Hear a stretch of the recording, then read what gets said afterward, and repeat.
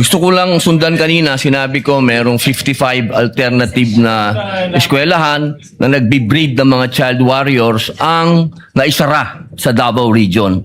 Ituloy ko lang, noong August 6, 2024, nagkaroon ng committee hearing ang public order at sinasabi na 102 schools nationwide were identified as recruitment. 11 elementary schools, 34 high schools, 123 college and universities. Doon din sa hearing na yon sinabi na meron 168 track student recruits remain active sa NPA. Ngayon, tanong ko kay Ilian, hindi ba responsibilidad din ito ng Vice President at ng DepEd Secretary ang mga estudyante? Yung sa anong tawag dito sa college po, yung DepEd po kasi is hanggang sa high school. Opo. Opo. Opo, yung binanggit ko po kasi kanina, 55 na alternative child recruits. 11 elementary schools, 34 high schools. Ibig pong sabihin, tuloy-tuloy po yun. Magmula elementary, paakyat hanggang college. Yan po ang style ng recruitment. So sa tingin niyo po ba, sagot pa din ito ng DepEd Secretary at ng Vice President na lumaban na dito sa terorista noong mayor pa lang siya? No, may. Oo, hindi. Ma'am, bilis, 42. Kawawa Just naman. yes or no? Depende pa din po kasi yun sa mandate ng Oo lang po agency. o hindi. Sa palagay niyo po ba? O sige, skip na po natin kung ayaw niyo sagutin.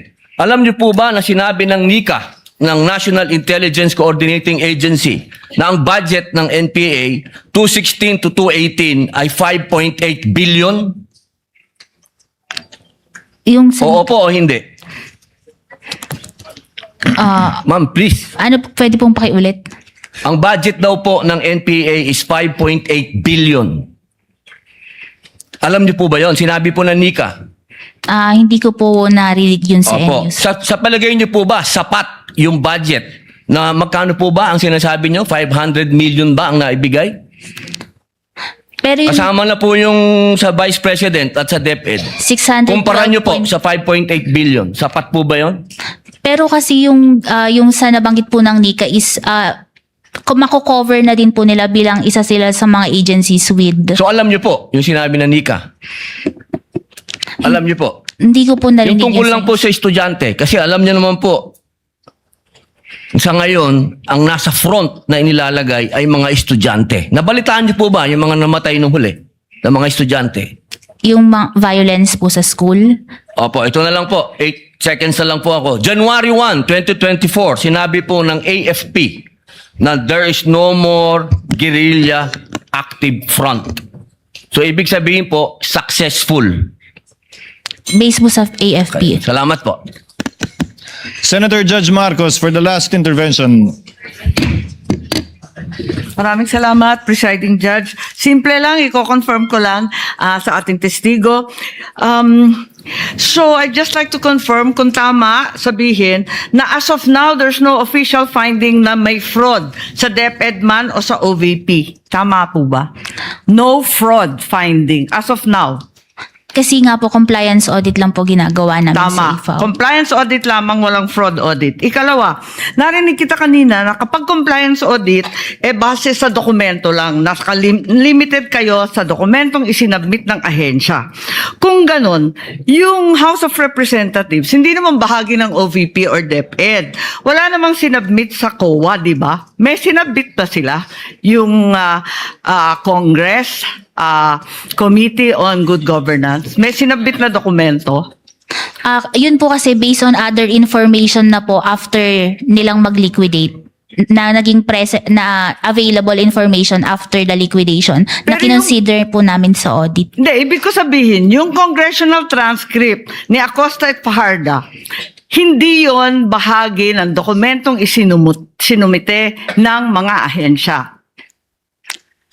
Opo, pero ginamit Wala po isa, namin di yun. ba?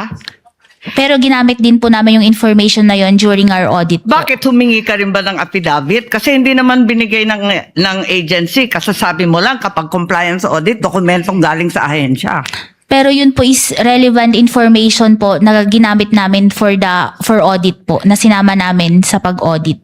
Yes, following po the presiding judge, bakit po ganon? Kanina sinabi mo, dapat dokumento na sinabmit ng ahensya. Biglang ngayon, pati transcript, pati iba't iba pang mga katibayan na sinasabi, ginagamit na rin. Hindi na compliance sa audit yun, hindi ba? Pero yun po kasi is related pa din dun sa liquidation, which is discovered after the submission of the liquidation documents. Kaya nga nalilito kami kasi bakit dinisallow lahat ng quarter samantalang pinag-uusapan ni Acosta, iisa lang, di ba? Yung last quarter lamang.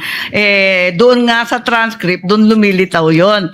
So ngayon, tinatanggap na rin pati mga transcript at iba pa. Hindi na dokumento yon as covered by compliance audit by your own definition, hindi ba? Pero relevant yung information po in the conduct of the audit po, in the Kung may proper... relevant sa dyaryo, tatanggapin rin ninyo na ebidensya rin yon, compliance audit pa rin yon, kahit nasa dyaryo, nasa social media. Kung sa palagay mo may kinalaman dun sa kaso, tatanggapin ninyo. Kasi nga po dun sa circular, pwede kaming mag-dependent sa other documents deemed necessary sa audit po. So, pwede, miski anong dokumento. Parang lumalabo yata yung joint circular. Maraming salamat po.